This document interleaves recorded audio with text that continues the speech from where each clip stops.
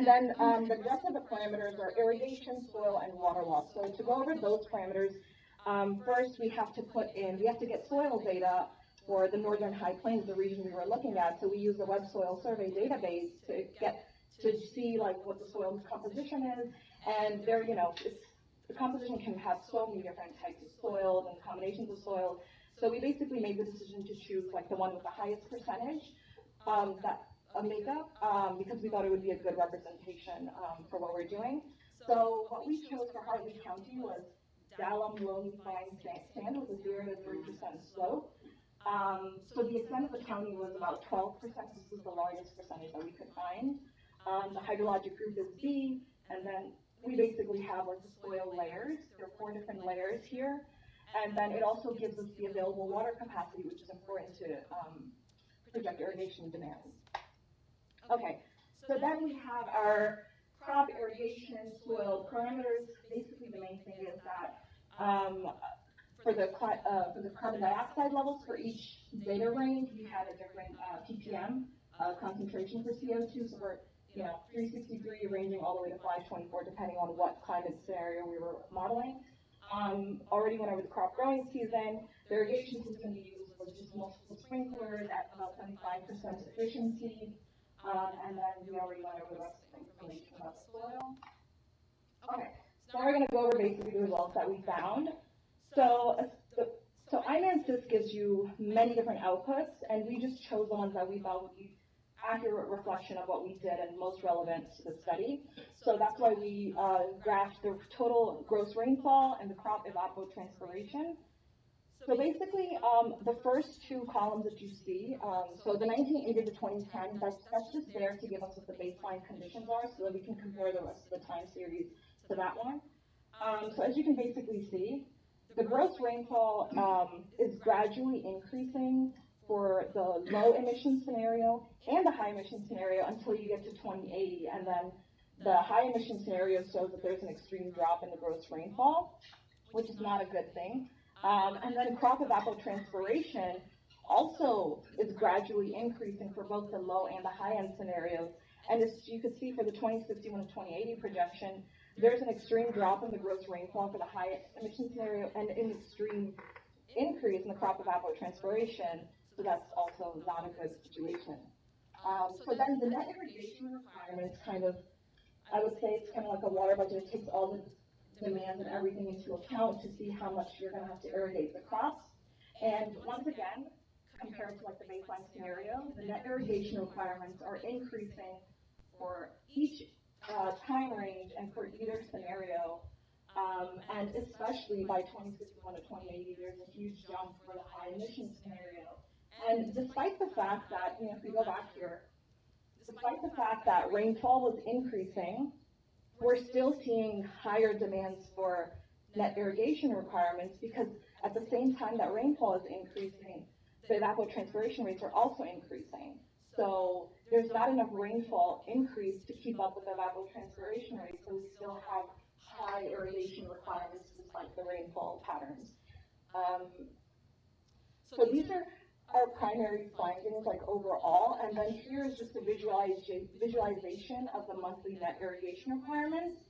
And as you can see, I'd say for May and June, the monthly requirements don't seem to shift as much as the hotter months, so July and August, and somewhat into September, the monthly irrigation requirements show more variability rather than the cooler spring months.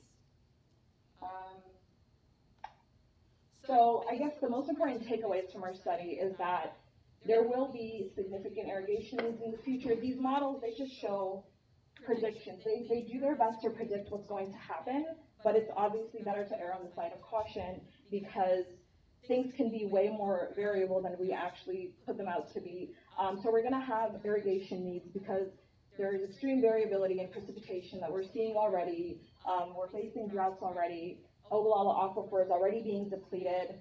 So it's better to begin optimizing water management strategies and irrigation practices and seeing how we can prepare for these future conditions. So future work could explore different climatic regions across Texas, kind of like that graph, the map that I showed earlier, all the different climatic regions, they have different, water sources, some have rivers passing through them, some are deserts, so it would be important to like explore different regions, evaluate irrigation requirements for some of the other major crops grown in Texas, such as cotton, sorghum, winter wheat, and then maybe use different representative concentration pathways to see maybe, what other pictures could be painted. And so that's it for us. Thank you, everyone.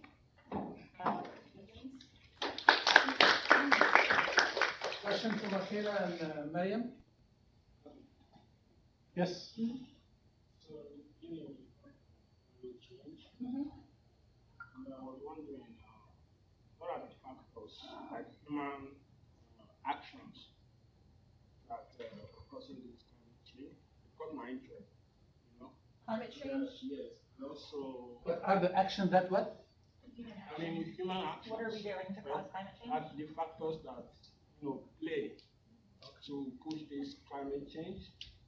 And what do you think are the, what, we humans could do for corrective measures? Like, did you look into such things? Yeah, so I can give you like a baseline overview. So what do humans do to contribute to climate change? That's, I would say the biggest impact is, beginning from the Industrial Revolution is when you really see a kickstart in how they exponentially increase greenhouse gas emissions. So industrial activity, major corporations, I'd say, are probably the primary contributors to the greenhouse gas emissions. And it's also kind of difficult to, I'd say like climate modeling is just difficult in general because different greenhouse gases, like carbon dioxide versus methane, they behave differently in the atmosphere. So they have different time frames that they last in your atmosphere. They have different potency. So it's a little bit difficult to say. It's difficult to say anything with positivity, like when it comes to like which greenhouse gases are the worst, or like, okay, we're cutting down our carbon dioxide emissions, but methane is on the rise because they behave differently in the atmosphere. But I would say, in my opinion, major corporations, emissions, climate change, increased use of plastics, and it's just like a big, I don't know if Michaela has any other input. Yeah, we could probably talk for days about Yeah. all of the different factors that play into it. I think pinpointing major corporations is a large part of it because where the conversation often goes is individual action. So we drive too much, we consume too much, and those are true. Those are certainly factors. But I think we also see that individual actions are only a part of it. We also need to be able to live in a world where we don't need to drive as much. So if we live in a community where, in order to get to the grocery store, we have to drive, we're going to do that.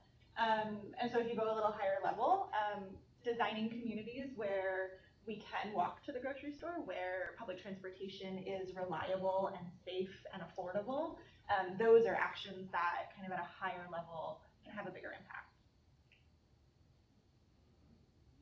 Yes. Go ahead. Okay, I was actually, you more talked about emissions. Mm-hmm. You, like, development acts, those factors to consider? The technological. Impact, like, we push technology so far. Oh, okay. I believe there are some, there are so many variables. Oh, okay. At play. Mm-hmm.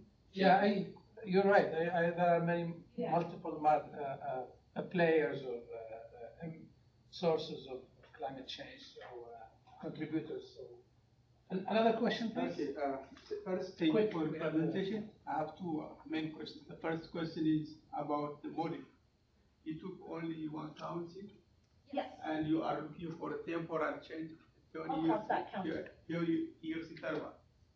What are other spatial constraints for this kind of model? Spatial constraints. Yeah. So other spatial constraints for this modeling aside from the county that we're choosing?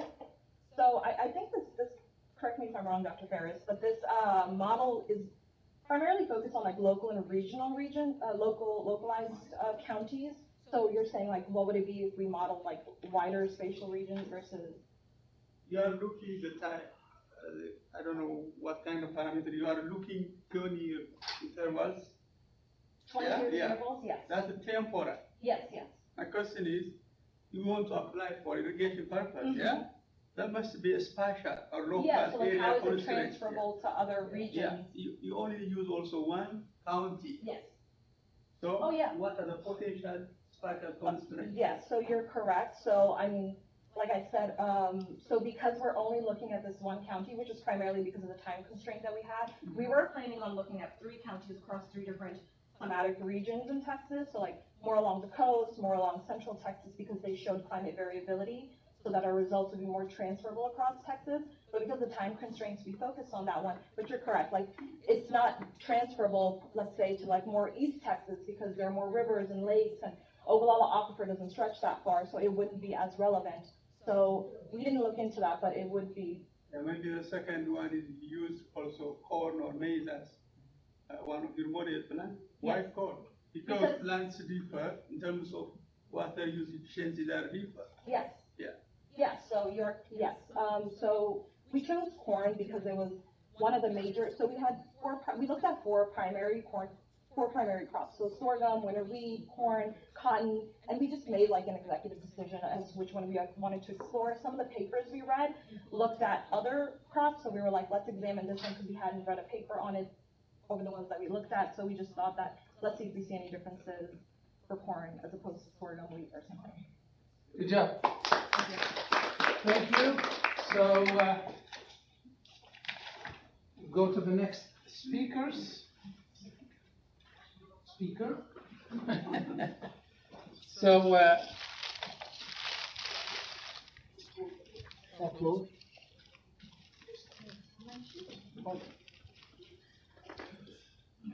So the next speaker is Sarah Davila. So she's going to talk to us about the application of Comet Farm, a software developed by the USDA to estimate on-farm carbon and greenhouse gas emission across the Rio Grande Valley in Texas here. So as you can see, the topics are complementing each other. So building on what we just saw earlier. Can this come down? Supposedly it can, yeah. Okay. Hello everyone, my name is Sarah. I'm a civil engineering master's student at the University of Texas, and I got my undergrad in civil engineering from the University of Texas Rio Grande Valley. And today I'm going to talk about using Comet Farm to estimate carbon and greenhouse gas emissions across the Rio Grande Valley, Texas, which is deep in South Texas. So it's definitely different from a different shift of where they were doing this code, which is cool. So just an intro on like agriculture and their impacts on greenhouse gas emissions. The U.S. agriculture greenhouse gas emissions have increased 12% since 1990, and currently, as of 2019, according to the U.S. EPA, they make up 10% of all our greenhouse gas emissions. And the main greenhouse gas released from agriculture is nitrous oxide and methane. So methane, we all know, is from livestock, from ruminant animals like cows, goats, etc. And nitrous oxide is more related to management practices on soils. And so, because the U.S. population is expected to grow 1.8 million per year between 2017 and 2060, and because we know agriculture is not going to be going away anytime soon, it's important to focus and to try to find best management practices to reduce the greenhouse gas emissions produced by agriculture. So there's several conservation practices that you can do to reduce greenhouse gas emissions in your agriculture, plotted land, and livestock. And those are tillage operations, using cover crops, different irrigation methods, because irrigations produce energy and therefore greenhouse gas emissions. So that's more like an indirect greenhouse gas emission, and different fertilizer types. So I'm using the Comet Farm accounting tool, which is a tool that was generated by the USDA with collaboration with the NRCS and Colorado State. And that tool is very handy. It's a decision-making tool for farmers specifically, and it computes a full net greenhouse gas balance and future projections, specifically from 2001 to 2030. And it calculates a number of greenhouse gas emissions like nitrous oxide, carbon sequestration. Well, carbon sequestration is what helps, but all the other gases are like that. So nitrous oxide, carbon sequestration, carbon monoxide, carbon dioxide, and methane. But my study is specifically going to focus on just nitrous oxide and carbon sequestration. And so Comic Farm also works for a variety of land management. It works for animal agriculture, agroforestry and forestry, and cropland, pasture, and range. So again, my focus is going to be more on cropland. So my study area is the Rio Grande Valley, Texas. So Micaela and Miriam did a really good introduction on the climatic regions of Texas. It's very diverse, and it's a really good representation of what we see in the United States, which is why it's a really good place to study. And so my study area is the Rio Grande Valley, which is number 10. It's very deep in South Texas, and I'm specifically focusing on a four-county region. Star, Hidalgo, Lucy, and Cameron. The reason why is because they're very economically dependent on agriculture. So as of 2011, the RGV has had a state economic impact of 1.1 billion per year, $1 billion per year. And the first bill of cotton in the world is harvested in the Rio Grande Valley, as you know. And three of the four counties are in the top 10 sorghum producers in Texas. So that would be Hidalgo, Lucy, and Cameron. And so their field management practices currently are conventional tillage and flood irrigation. So the objectives of this study is to use Common Farm tool, using the Common Farm tool, like how are tillage practices impacting greenhouse gas emissions in farmland different across the Rio Grande Valley. And so I will be using extensive tillage versus no tillage and seeing how that plays a role. And then using the Common Farm tool, how are fertilizer implementations affecting the greenhouse gas emissions in farmlands in different areas across the Rio Grande Valley. So the way I'm doing that is I'm just adding 25% fertilizer and reducing 25% fertilizer across the cropland and seeing how that affects greenhouse gas emissions. So I'm using two different farming locations. It was originally three, but I had some technical difficulties because of time constraints. I wasn't able to complete third scenario, but that is going to be on my report. So if you guys are interested, you can look at my report. It's going to be better. And so I'm selecting two different farming locations across the Rio Grande Valley, and I'm using the three most dominant crops as crop locations in the model. And I'm using the USDA NRCS Cropscape for the historical cropland data. And that's also publicly available. And so I'm applying conservation scenarios using Common Farm. So as you can see, there's 5 different scenarios that I'm focusing on, which is no-till plus fertilizer, tillage, which by till I mean like intensive till, because there's different tillage practices, but I'm focusing on just like the two extremes, no-till and conventional till, which is intensive till. I'm adding the 25% fertilizer and then till, taking away 25% of the fertilizer and then no-till with fertilizer 25% and then no-till with fertilizer 25%. So this is kind of just like a schematic of what I went through these past 3 weeks to kind of get to my results. So I got all of my data from a lot of manuals and recommendations from Texas A&M AgriLife Extension, which they have like a lab down there, and they do a lot of experiments, and they publish a lot of really easily accessible information for like farmers in that region, which is really cool. And then the USDA and the Texas Water Development Board also have some manuals, just like recommendations that I can use.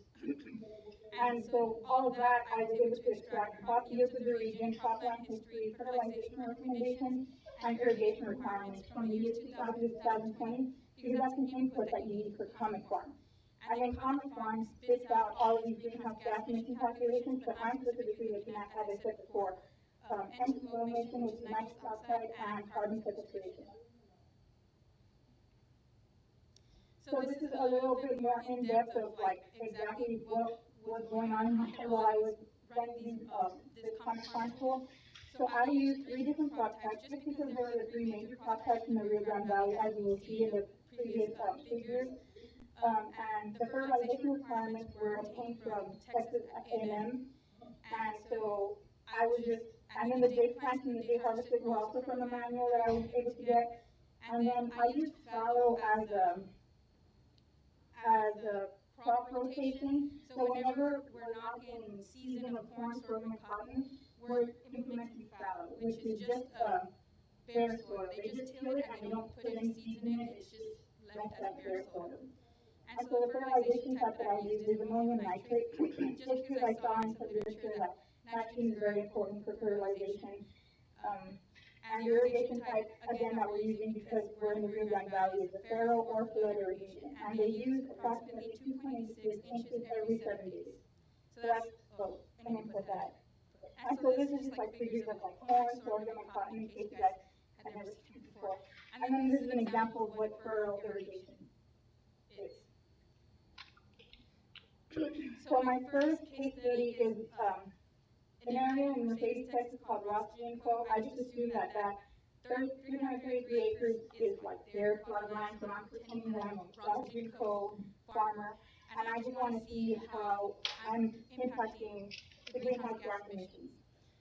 So this is like a schematic of the crop history from 2000 to 2020. So they populate a lot of sorghum and cotton and corn, which is again why I chose those three crops to focus on for this model. And so this is the results that I got from Washington Co. So the baseline is basically like like it's just like a reference point for to kind of compare all the other results with. And so baseline, so like no change, it's about 11,477 vehicles driven per year. That's like how much greenhouse gas they're emitting into the atmosphere just by cropping and planting the way they're supposed to be planting, or like the way they are planting. Business as usual. Business as usual, yeah, thank you. Okay. So no tillage, you see a slight decrease of 11,398 vehicles driven per year. But then once you start adjusting the fertilizer requirements, that's when you start seeing like the drastic changes. So like when you have tillage, like the conventional tillage, and you subtract the 25% fertilizer, you get a really big decrease in net greenhouse gas emissions. And then as the same, if you take away 25% fertilizer, and you have the no-till situation. Can you please walk us through the graph? Oh yeah, so this graph, the bar line in blue is the carbon sequestration, so that's what the soil is helping us absorb carbon from the atmosphere, and the orange is the N2O, which is the nitrous oxide emissions from each of the scenarios. So as you can see, there's quite a variability among here. So ideally, you would like to have. Oh yeah, so it's an ideal situation. We want to minimize the orange and maximize the blue. Minimize nitrous oxide because we know that's a greenhouse gas, and maximize carbon sequestration. We want to absorb carbon from the atmosphere. So this is my second case study in San Benito. So again, we see that cotton, corn, and sorghum are like the dominant crops that they harvest there. And this is an area of 123 acres, so it's a little bit smaller than the previous one. And again, the results we see that we see kind of like variability among the nitrous oxide and the carbon sequestration. And so the baseline is like 5,076 vehicles driven per year. And versus, so again, we see almost the same results as from the previous one, where there's a really big decrease in vehicles driven per year with a negative 25% fertilizer, so taking away 25% fertilizer and doing intensive tillage versus no tillage. But it's interesting too because like tillage and no tillage with the minus 25% fertilizer, it's pretty much the same. So there's other considerations to look into, and that opens up a lot more questions for future study. So which one do you think is the optimum here? So that would be a really hard question, and you would have to kind of give this to farmers because they're the ones who want to say, oh, well, I want more carbon sequestration, or, oh, I just want, to minimize my, N2O. And this is why it's the perfect tool for farmers, because they know exactly what they want from their farm. And, yeah, so this is a good example of, like, just the trade-offs, and so you can kind of see the results. There was no carbon emission. Sorry? There was zero emission or sequestration. The carbon. Well, from my understanding, this is just calculating like what the soils would absorb. I'm not sure about the carbon emissions. So the model neglecting emissions or not calculating emissions? Well, in this particular case, it is not calculating them because I didn't put the input parameters for them just because the data availability was very sparse for me and it took me a while to just get all this information together. But that's definitely like a future study that I'm planning on. Why the baseline is different from the previous? Yes, and the baseline is different just because there's a smaller acreage. So this acreage is 133 and the previous one was 333. So it's like 200 difference. 200 acres of difference. So tillage practices affect the carbon sequestration, as we had just clearly saw in the previous graph. So with less tillage, there is more carbon being absorbed by the soil because the soil is undisturbed. So the organic matter and all the other living things that help the soil be healthy stay, and they're not being disturbed by the tillage. And fertilizer management affects the nitrous oxide concentrations. And this is kind of like a straightforward answer because for the fertilizer that I implemented has nitrogen, so if there's nitrogen in the area, there's going to be some reactions in the atmosphere that create nitrous oxide. So implementing more fertilizer where there is no tillage can be overall not effective with net greenhouse gases. And I mean, these numbers are very close to each other, and so further statistical analysis would be recommended, but because of time constraints, I wasn't able to do that. But that's definitely something that I'm looking forward to doing, at least for my report. So limitations of future work. So common farm model needs to include more variety of crops because as we had seen in like one of the regions, sugarcane is very prominent in like some areas of the Rio Grande Valley. So, and there wasn't sugarcane in common farm, so it would be interesting to kind of just see like sugarcane. I know it has different management practices, but it would be cool to see like how that affects the greenhouse gas emissions as well. And data availability, again, like because I'm not a farmer and I don't have all of that information with me, it was really hard for me to kind of just find simplify my model to get some answers. But as a farmer, I know I'm going to know my cut of land at the back of my hand. I'm going to know what fertilizer requirement, what line implementation I'm going to be using. So this is just a very good and useful tool for farmers to have because they'll have all that data. They don't have to search for it because they'll already know what is in their land. And soil tests should be done at each study area for accurate fertilization requirements. So I didn't realize how complicated fertilization is. Like, it's different depending on the soil you're on and what you're trying to grow and everything. And if we're managing the fertilization requirements appropriately, then we'll be able to decrease greenhouse gas emissions as we get seen in the results. And again, I did not include lime, but I know lime should have been implemented into this model, but I didn't just because of time constraints. And yeah. So in conclusion, the reduction of net greenhouse gases, a fertilizer that contains nitrogen along with the no-tillage method is best, again in my opinion, but other farmers might want different things, and it's good to have all of that laid out in front of them so they can kind of see, pick and choose what it is that they want for their farm. And the no-till and decreasing 25% of the required fertilizer is second in reducing net greenhouse gases, but it overall has a lower carbon sequestration. So again, that trade-off. We got to see what it is that the farmers want. So decision making is necessary for implementing a farm management practice, as we already know, and as we continue to work together with farmers.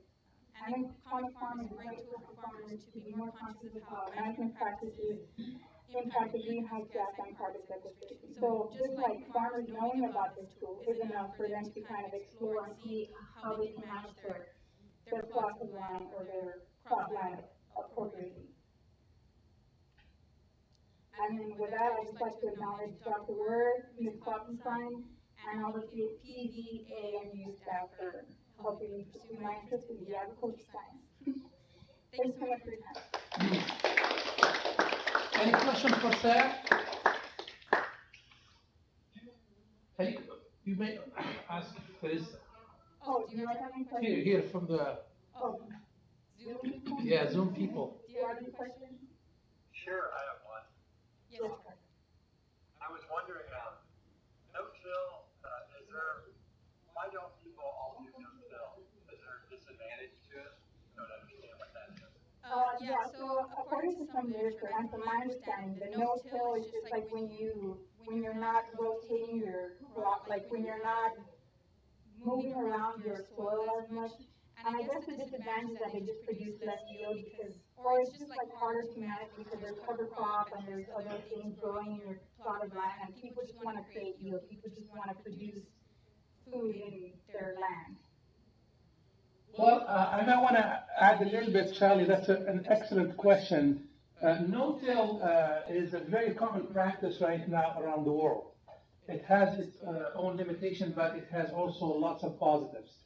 One of it is basically protecting the soil, increasing the carbon sequestration, improving the water quality, preserving the biological health of the soil. So there are a huge, advantages of no-till. But there are also some disadvantages. There's excess use of, not excess use, you need to use pesticides in order to kill some of the weeds, etc. So there are advantages and disadvantages, but in many, in opinion of many scientists, there are much more advantages than there are disadvantages for the no-till. It's just a matter of communicating that science to the farmers appropriately, because some farmers very cultural and they just want to stick to their own ways, but we gotta help them understand that no-till is a really good management practice. Any other question from our Zoom audience?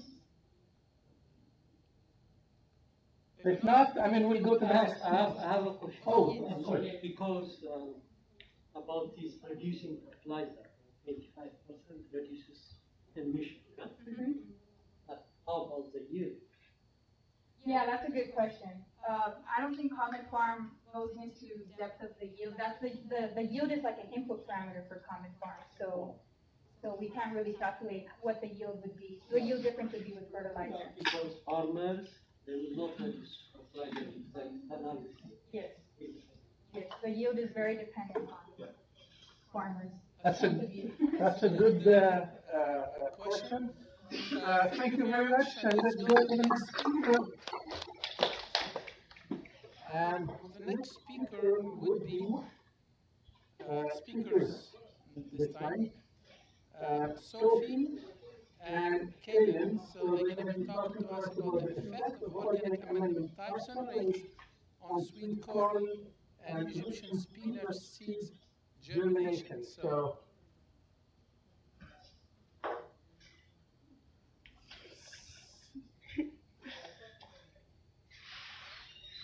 this is a joint effort between Prairie and University College of Agriculture and UT Austin College of Engineering.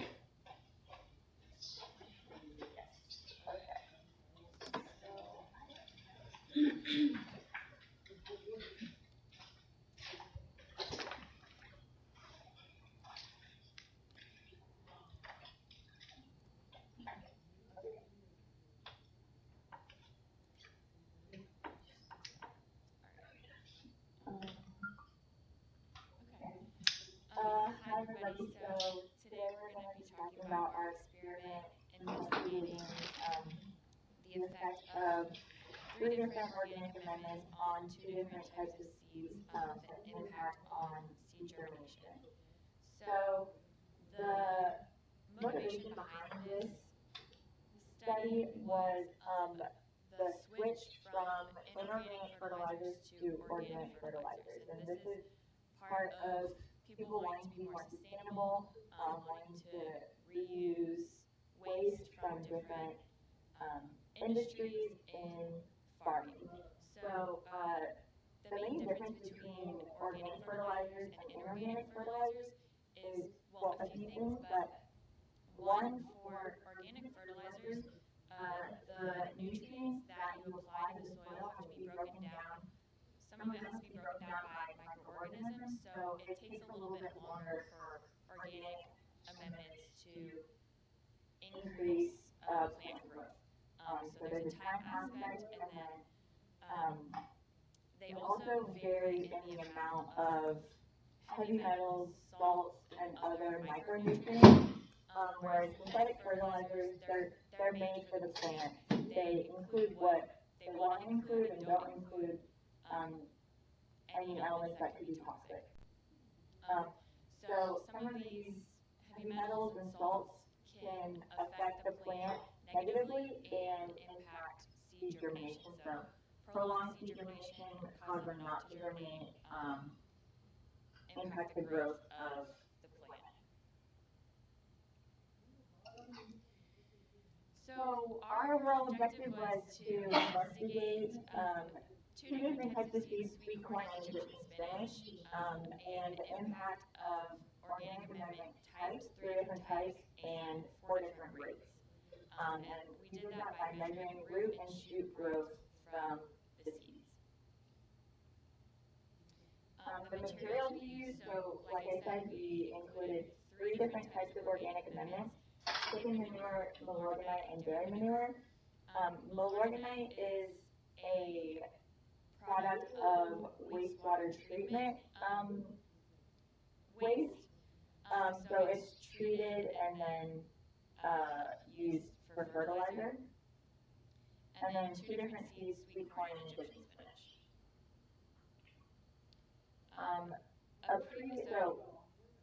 A similar study was conducted at Prairie View with collard greens, and they, in their paper, analyzed the composition of the 3 manures. So this was taken from the paper that has already been published. So they previously analyzed the pH and electrical conductivity of the manures. As you can see, the pH between the 2 extracts. So this is described in our method section, but we used 2 different extracts on the seeds. The first extract is just the manure mixed with DI water.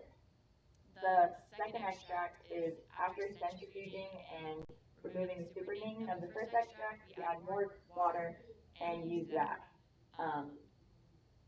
So the second extract is really to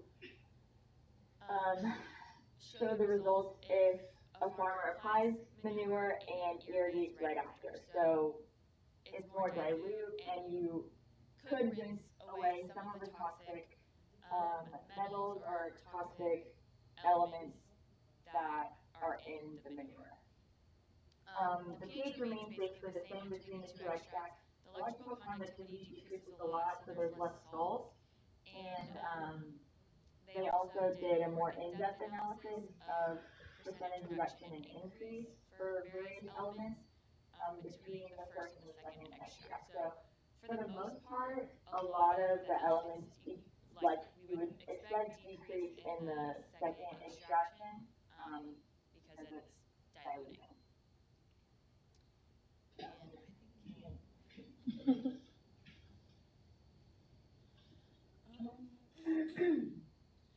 So yeah, like Sophie was saying, we had diluted them with DI water and then put them in the centrifuge, and then we filtrated it, and that's all our samples was the second extract of them.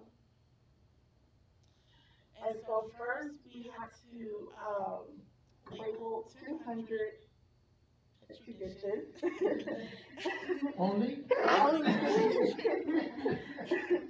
And we put 10 seeds in each of them, and we did 4 replicas, and then we wrapped it with paraffin, and then wrapped it in foil and put it in a drawer.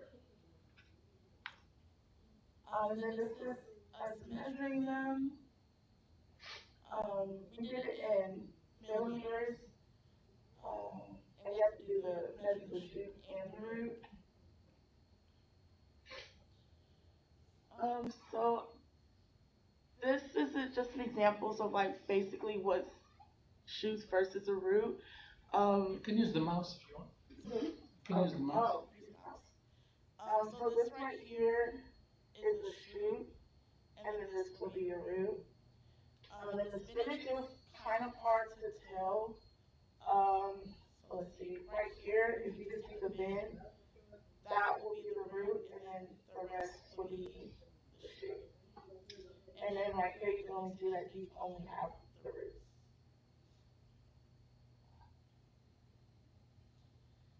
And so these are just more pictures of how everything looked. This was the spinach, and then this is the sweet corn. So I added these because I thought they were really cool looking at how everything, like this is all fungus and mold, and then you could see here like how some of them have a double shoot, and then how some of them had only a root growing, and then some of the spinach like didn't even germinate. Yeah.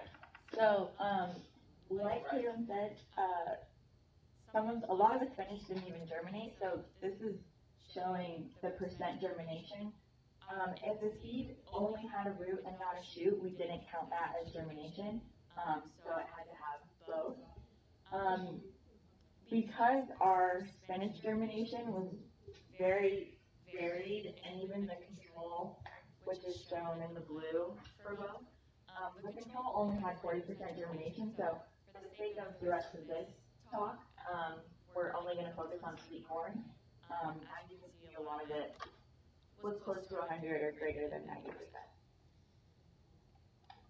90%. So Dr. Awal helped us do some statistical analysis to compare the treatments and the concentrations. The first thing we did was an ANOVA analysis. So this is basically these p-values lower than 0.05 are showing that this is the means of the different factors we're looking at are statistically significant. So for sweet corn, the first extract, just looking at the roots, the different types of manure were significantly different, the different treatments were significantly different, and there was a combination of manure and treatment that was statistically significant. We're only going to focus on the manure and the treatment following this presentation. For the shoots, only the treatment was significant, as shown by the higher p-values for manure and the combination. So then we did a Tukey test, which basically looks at the means and tells you if between whatever you're in the group that you're looking at, if there's a statistical difference between the groups that you're looking at. So the letters correspond to a group, and each group is statistically different from the next letter. So in this case, chicken had statistically significant difference from dairy and lower type. Likewise, the control and 25% concentration and 12.5% concentration were different from 50 and 100. 12.5 and 50 were different than 100. So the letters tell you the groups of differences within each analysis. Yeah, so we can see chicken manures produces, on average, longer roots than the other two, and the lower concentrations are better than the higher concentrations. And this is a pretty, not normal, but this pattern is consistent throughout a lot of the data. Well, not for shoots, but so all of the three different manures were the same not different from each other, and then again, the two lower concentrations improved shoot length over the higher concentrations. We repeated the same thing for the second extraction, roots and shoots. I think these should all be highlighted, even the zeros. So all statistically significant. Again, chicken manure showed on average better, longer roots than the other two manure. And in this case, the only difference was with the higher concentrations for the second extract, the root growth. And then shoot growth again, chicken manure produces the longest on average shoots, and control and 12.5% concentrations of manure improve shoot length over the higher concentrations. So looking at a comparison of the first and second extract, so again, we would expect to see better growth from the second extract. It's more dilute, but we don't see that for dairy and Milorganite. And I think it's safe to say that there's an element or a combination of elements in the manure that's phytotoxic to the plants. In this study, we didn't pinpoint which one. I think that would be good for future work. But even at a dilute concentration, there's still elements present in the manure that's toxic to the seeds. For chicken, however, that's not present. So we see pretty significant difference between the first and the second extract. So, you know, you could recommend apply the manure and immediately irrigate to dilute some of the toxic metals or other elements. It's hard to know what is causing the toxicity, but so basically we found that chicken manure was the best out of the three, but the control seeds did grow really well on their own. So the difference is pretty slight between 12.5 and 0. Normally they were close, but if you're only looking at the three manures, chicken is the best. And then the 100% concentration was significantly at the lowest average root and shoot length. So if you're going to apply 100% manure, you're going to see, it's going to take longer to germinate, and you're not going to have as productive seeds. Spinach germination, like I said, we didn't include in this presentation because it varied a lot, and also the control was at 40% after 5 days. So just comparing the two seeds, spinach is going to take longer than sweet corn. And I think in the future we could see if another dilution, you would see the same trends with chicken manure. And even with the other two, maybe it'll start to increase if the toxicity goes down in a more dilute extract, and moving towards identifying the toxicity of individual elements, because in this there's a lot of different things in the manure. We didn't pinpoint exactly what's causing the toxicity, if it was copper or any other element present in the manure. So I think that would be a good direction to go in the future for the seeds. So there was a lot of help for this project. There was a lot of measuring. 2,000 seeds had to be measured for a root and a shoot. So a lot of people helped, and thanks to everyone at UT. So with that, any questions? Any questions for the team? Why did you choose those two seed types? Can you repeat the question, please? Yeah. The question was, why did we choose those two seed types? And the answer is that they were available to us. So, Because the germination rate, if they consider the germination rate, or competitive in the experiment. Yeah, we didn't look at we didn't consider any other seeds because this is kind of what we had available to us.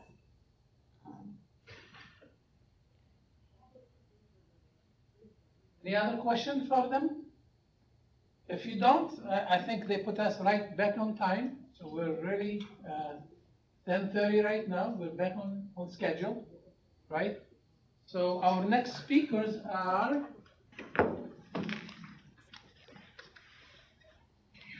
Lassie and Carrie.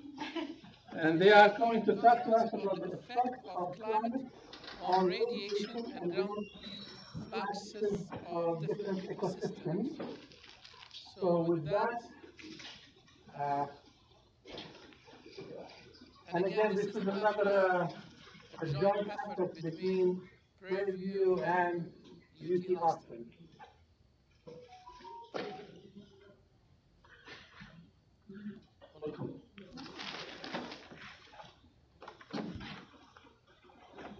Hello everybody, how you doing? I am a Prairie View undergrad student, so this was pretty interesting to embark on with a PhD student from UT Austin. But my name is Carrie Calloway, and I'm Dr. Robinson.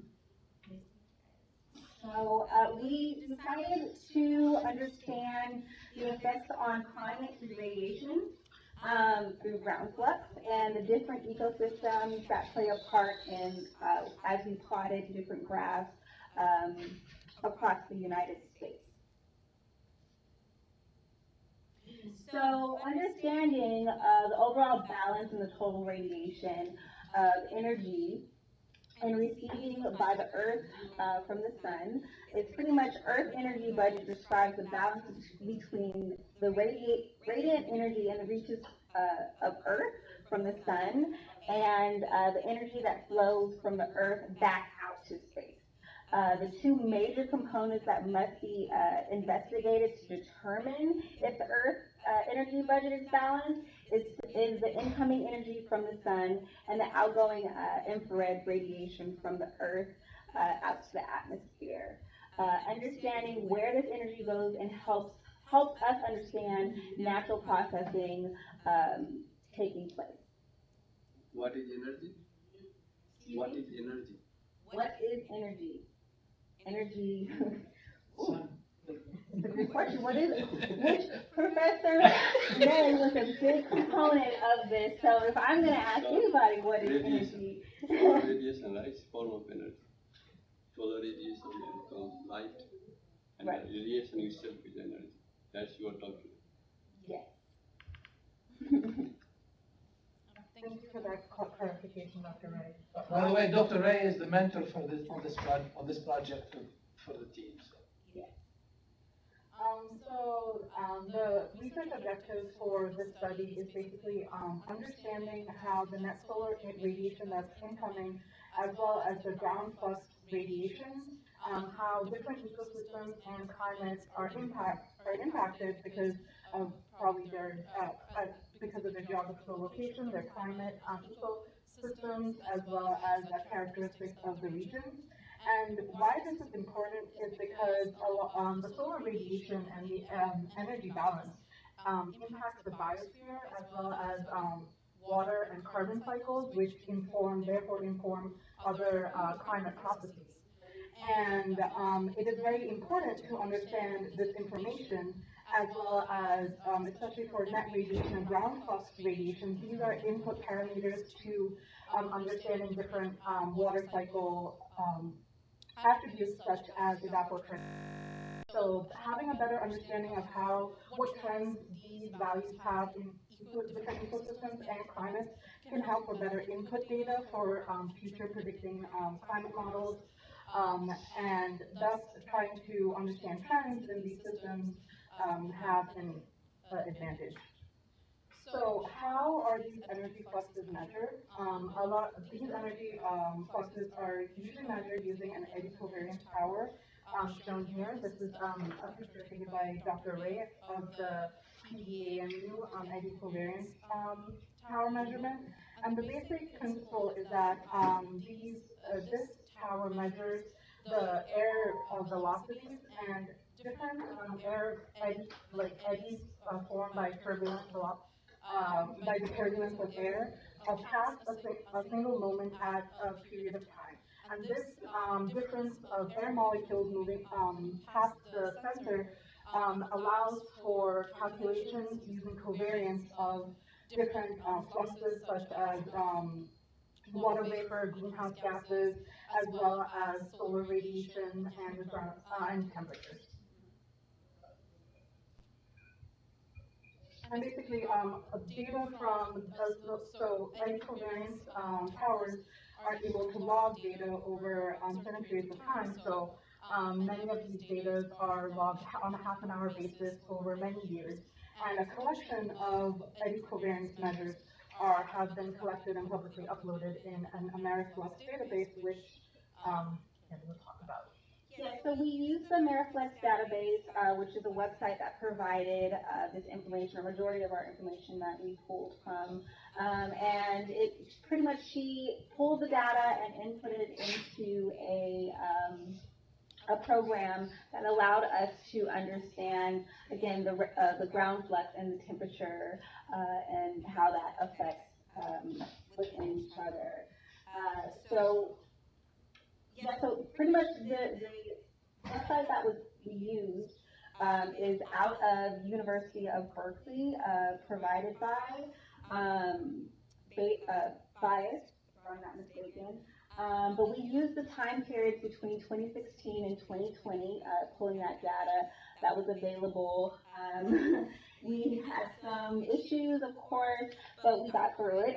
So some of the ecosystems and the different geography locations that we provided, again, throughout the United States.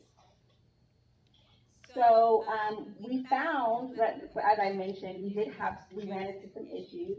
And originally, we pulled all of the data from this profile, and it outputted a lot of negative database that was under negative 9,000, as you could see, and needed to be removed from the time frame.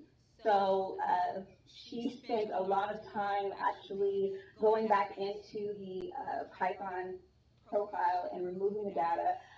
That came up with a visual trend of all of the data. Certain data rows are unavailable for some locations, so we pulled from different, like I said, different places. We ended up narrowing it down to a total of 8. But we pulled from probably a total of 16 originally, and a lot of that didn't have the necessary data to make the graph that we needed. So we went back and forth and eventually came up with what we have. I also wanted to mention that these are basically different locations where eddy covariance towers are present in the United States. And so this database kind of accounts for where these eddy covariance towers are measured. And depending on the PI or the investigator, they have the ability to upload the data onto the server, and this information is publicly available. So if you make an account with the website, you can actually download the data. Like anybody can download the data to analyze or further process the data. And so one of the major questions, or one of the major issues, was to figure out what tool was best to process such large amounts of data. This is half an hour data based over many years. So one option was using Pivot on Excel, but unfortunately my computer did not have enough memory to actually open and manipulate such data, large data files. And so ultimately we had to work on writing a Python script that was able to read all these values, convert it to a data frame, and then make that data frame readable to the kind of inputs that we wanted. And so using different functionalities of Python, such as the resample tool, we were able to take those large values and convert it to daily readings instead of on half an hour readings. And we were able to then process that data over different amounts of time that we were interested in looking at. And so one of the first kind of hindrance that we ran into was understanding what all those values meant. And by convention, the negative 10,000 values are supposed to be removed. They're basically when there's no reading taking place, that's like a value that is inputted. So initially, without understanding that, plotting all the data, we were not able to observe any foreseeable trend, as well as that this information was not usable since we weren't removing the negative 919 values. Upon closer investigation, without removing the negative 99 values, we were still not getting appropriate trends because it was very important to be able to average the right data in such a large selection of data without actually being individually going and understanding what each reading was. So after removing the negative 999 data, as well as deciding on looking at just 1 year of information, so that we're better able to understand the trends which correlate between different data sets. We decided to focus on 2019 because that was the closest year where more data was available, and many of the databases actually had information on it, as sometimes some databases had missing years and missing dates as well. So understanding what to study and how to study it was a major part of this endeavor. And so finally, thanks to Dr. Ramray, we were able to, this is just a map of the locations that we were looking at. And a lot of the reasons why we selected these particular ecosystems and this particular locations were data availability, because that was our major constraint in being able to process the data.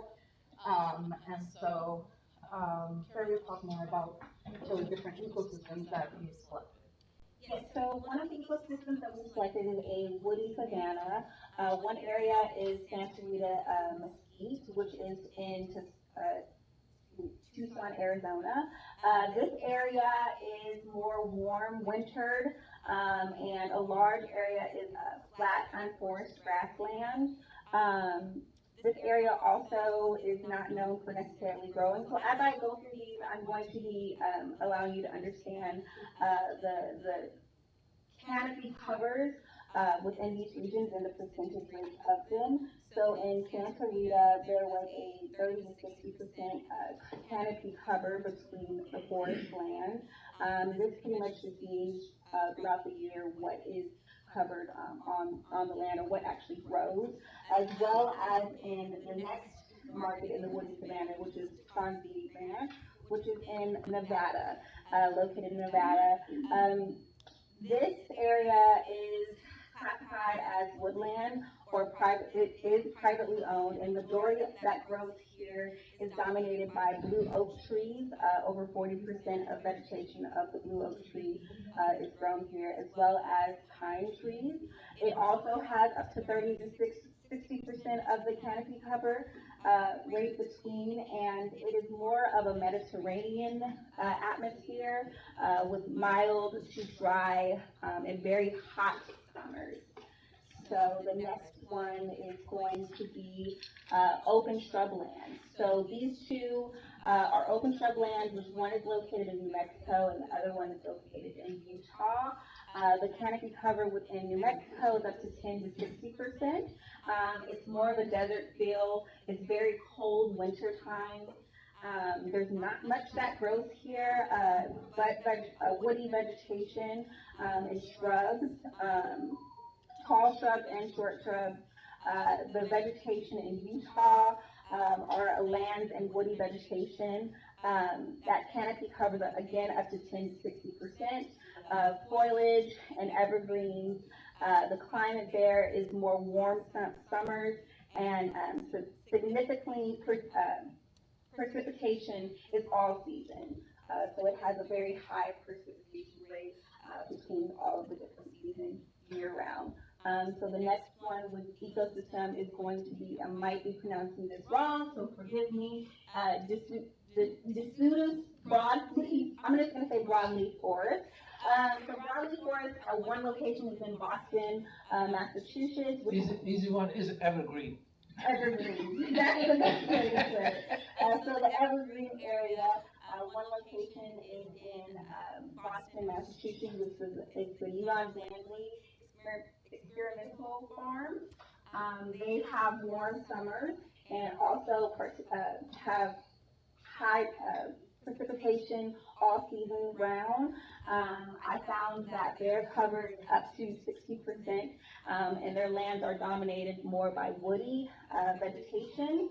And then the next atmosphere is in Virginia, which is the harvest forest.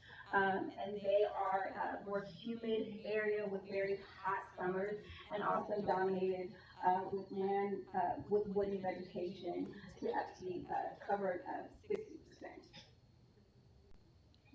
The next area is going to be in Oklahoma. They actually are known for growing a canola crop. And they also have a very humid atmosphere and hot summers. It's not really dry at all in this area.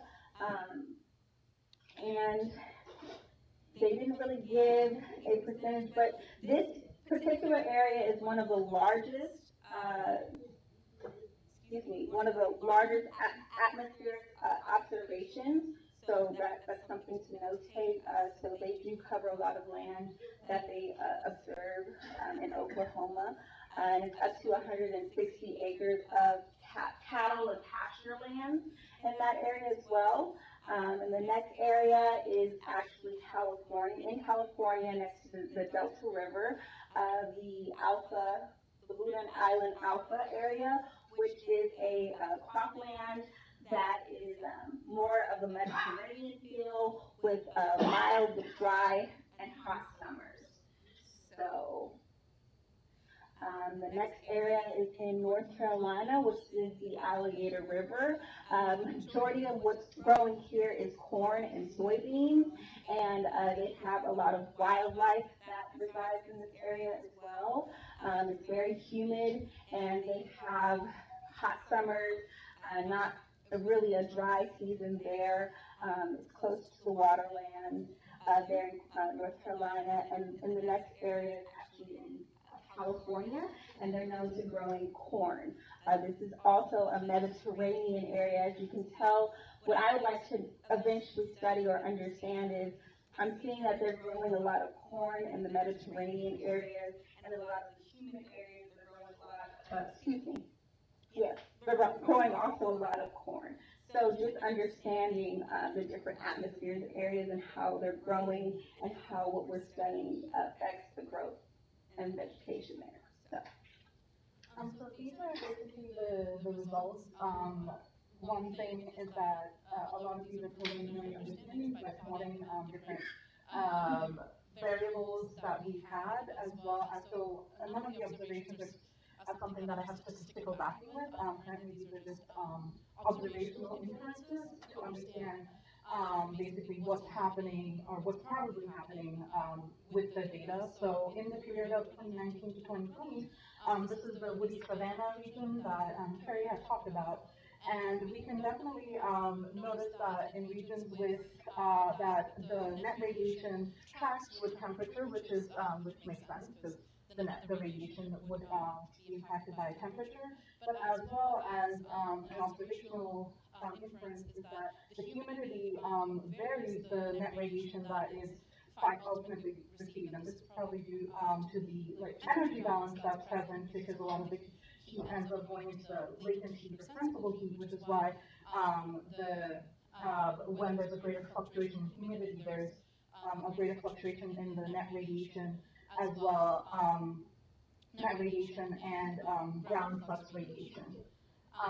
We can also see that during the mild, dry summers here that there's a higher gap between the net radiation and the ground flux data in a drier climate. In the open scrub regions, which are some of them are the desert regions, where the other one was the Utah very cold winters. You can see that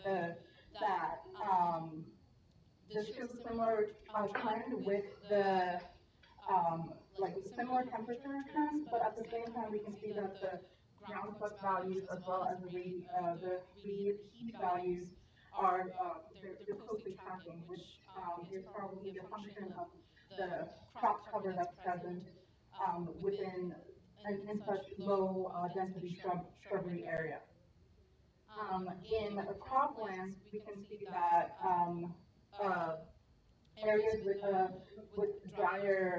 um, drier climates have a higher difference, even with a lot of cover. Thus, the climate conditions really impact what the difference between the net radiation and the ground flux values are. Um, and um, in deciduous forest, we can see that there is lower values of ground flux in comparison to other ecosystems.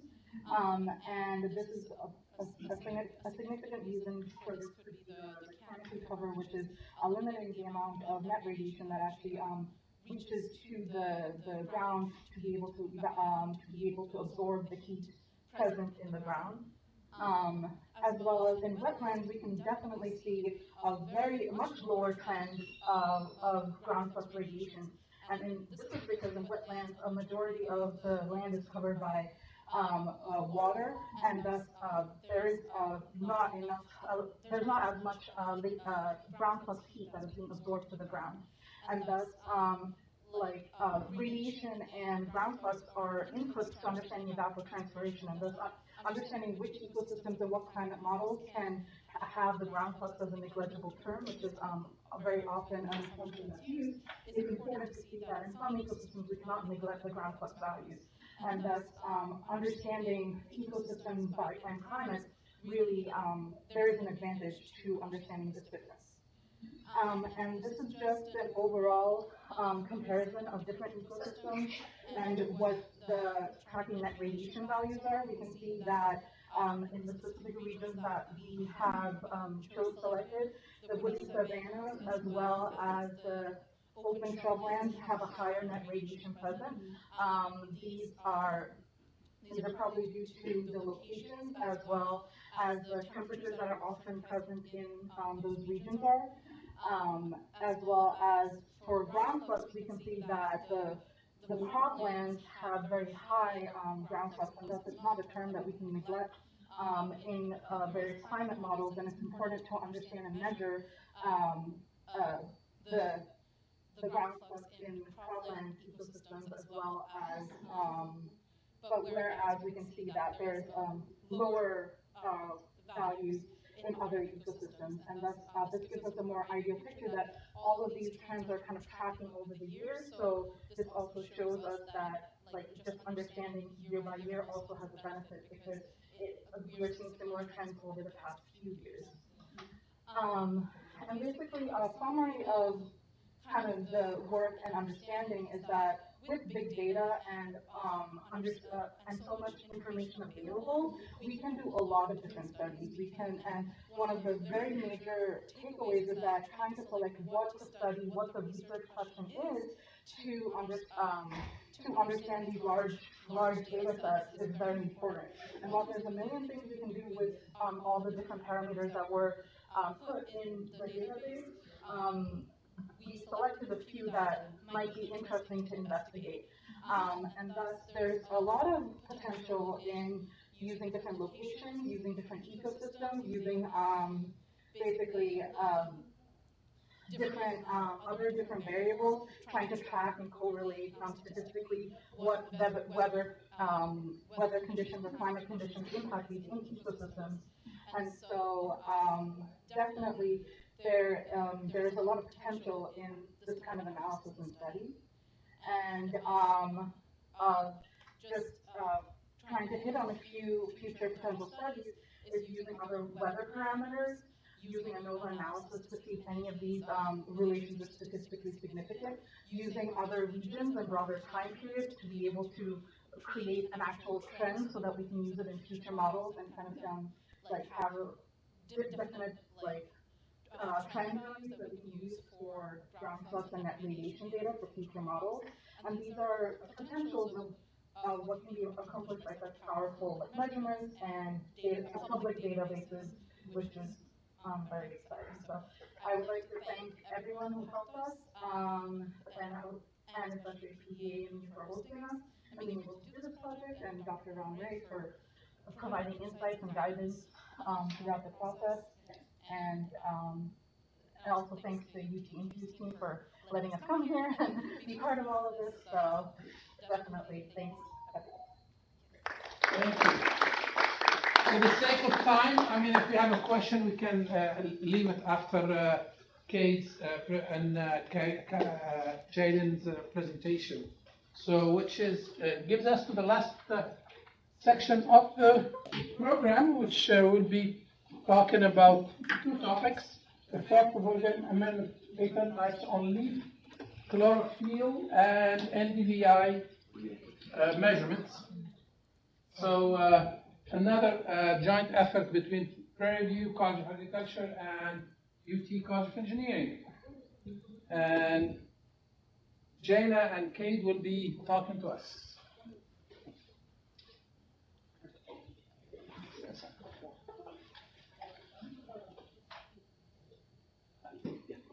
Good morning, everyone. My name is Jana Lede, and this is and today we're going to be talking about the effects of organic amendment types and rates on leaf chlorophyll and NDVI as treatment. So what is NDVI in strategies, right? NDVI stands for normalized difference vegetation index, and it measures the plant's amount of absorbed visible light and reflected infrared light. So if you look at the bottom picture here, you'll see that a -1 reading to 0 is a dead plant, a 0 to a 0.33 is an unhealthy plant, a 0.33 to a 0.66 is a moderately healthy plant, and a 0.66 to 1 is a very healthy plant. Now, SPAG reading is a social plan analysis development, and this tool is designed to help producers improve the crop quality and increase the crop yield by giving them a reading of the amount of chlorophyll that's present in the leaf. So the research motivation and objectives of this project is to study the effects of different organic manure types and relate to the application of tree plant health.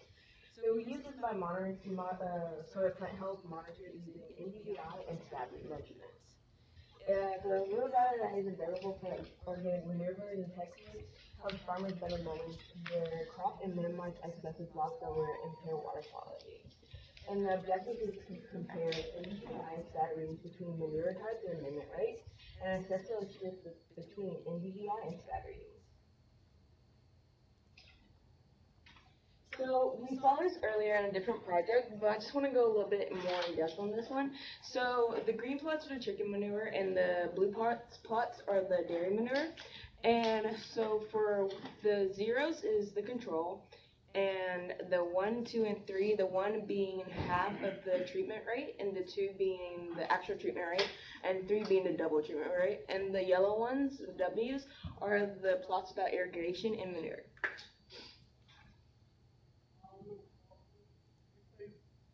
So this is the NDVI reading, and as you can see through May 12th, June 1st, June 15th, and June 28th, that the controls are a little bit lower than the C1 through C3 and D1 through D3, because you can definitely see that the treatment rates gave a more higher rating that we want closer to a healthy plant. So the control is giving us a moderately healthy plant versus the treatment rates that are giving us the very healthy plants that we're looking for, closer to that 1 level.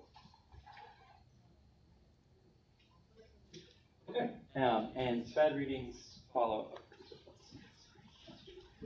SPAD readings follow a pretty similar trend.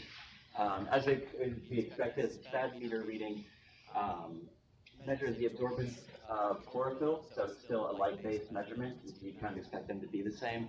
You can't really see a whole lot of difference on the May 12th date, but as time moves on, the chlorophyll develops more so with the chicken amendment, and also more so with higher rates of application of that chicken. And that follows too for the dairy, and especially compared to the plots without any irrigation or amendment, there's significant improvements in the chlorophyll concentration. And so one thing that we did beyond this was to look at the statistical significance of the chlorophyll and the NDVI readings with respect to changing the manure type and the treatment rate. And so this was presented earlier, the Tukey test, which is done after an analysis of variance and a ANOVA test, which will compare your dependent variables such as the chlorophyll percentage or the NDVI reading versus a couple other variables such as, for example, using either chicken or manure and the 4 types of rates that we used, that the Prairie View used. And so what we found with the chlorophyll and NDVI is that there was still a difference between the amendments being used between chicken and manure, where chicken basically showed to have a healthier plant when it comes to the NDVI that was measured and then the chlorophyll content. And then also the treatment rate had statistical significance between the highest rate and the lowest rate for both the chlorophyll content and NDVI readings. And that is marked by the letters. So all the letters A would be a homogeneous group of the mean, and then that is all statistically related to one another and different than the other letter B in both plots. And another goal of our project was to see if you could relate leaf chlorophyll content and NDVI readings. And so we tried 2 methods, just a simple linear regression done in Excel, and then also a random forest regression that Dr. Wall walked us through using Python, this is a decision tree model that essentially is used for determining nonlinear relationships. If this were to be successful, as you can kind of notice, there's not a lot of correlation between either of the 2 readings, and if the random forest regression model were to be successful, all of the green dots would be on that line, because it essentially provides a test score and a prediction value based on that test, and it was unsuccessful, and so based off this study, there was no correlation found between the 2 readings, which it is possible that there could be, because I had mentioned they're both light-based, and so maybe there is something more to be found there. But in this case, what does the NDVI measures? Sorry? What does the NDVI measures? What are you actually measuring? Oh, it measures the difference. We could go back, actually. The equation is up on the top right there. So a healthy plant will absorb more visible light, and so it will reflect less, and it will reflect more near-infrared light. A healthy plant will. And so if you look at, for example, down here, for a healthy plant, it is reflecting a lot of near-infrared light and absorbing a lot of visible light, so you get a higher value for NDVI.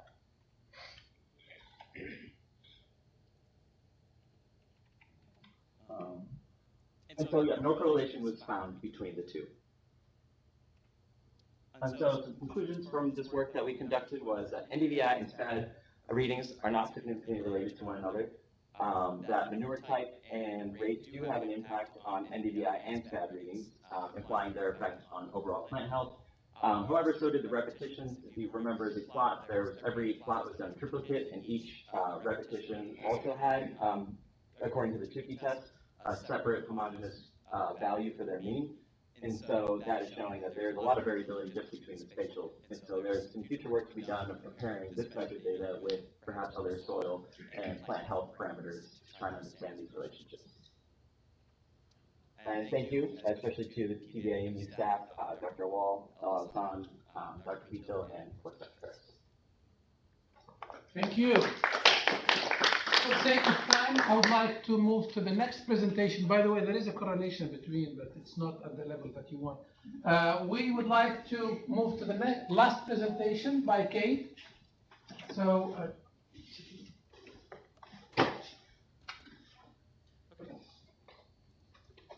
and you see the title there, Assessment of the NASA SMAP Soil Moisture Problem. Hello, everyone.